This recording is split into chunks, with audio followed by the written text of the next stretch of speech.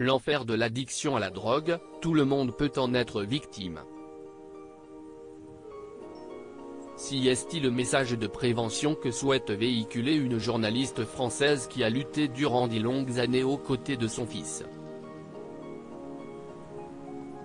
Il s'agit de Roselyne Febvre, chef du service politique de France 24.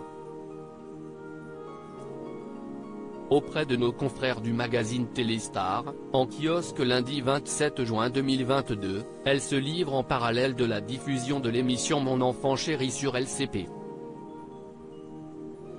Tout a commencé il y a bien longtemps, alors que Romain n'était âgé que de 15 ans.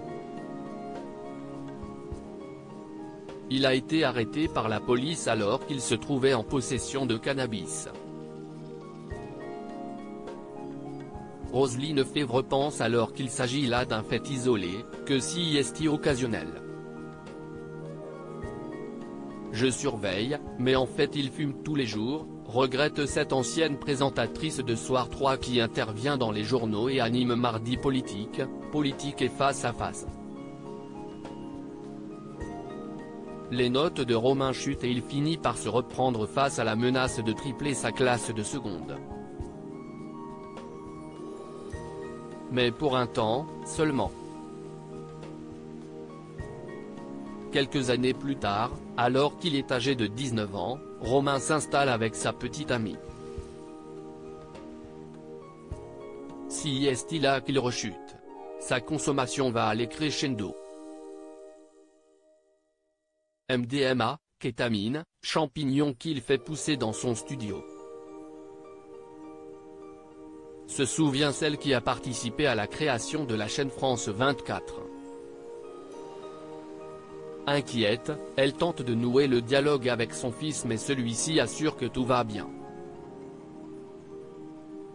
Jusqu'au jour où il disparaît et où je le retrouve au commissariat, en pleine crise psychotique, raconte Roselyne Febvre. De là, le jeune homme est interné à Sainte-Anne, hôpital psychiatrique de la capitale. Pendant 2 ans, il enchaîne les allées et venues, sans qu'aucun diagnostic ne soit posé.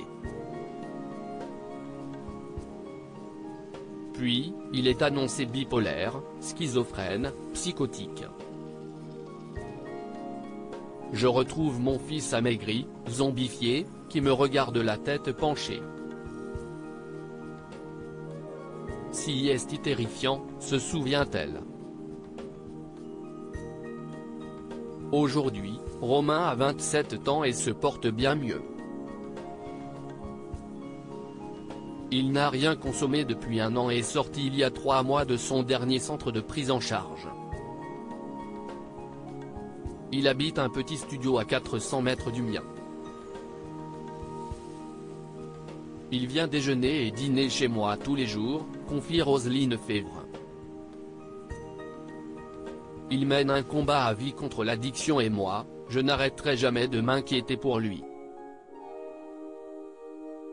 J'aimerais juste qu'on arrête de dire que quelqu'un se drogue parce qu'il le veut bien, l'addiction est une maladie, terrible. Un témoignage fort d'une mère qui continue à se battre pour son fils.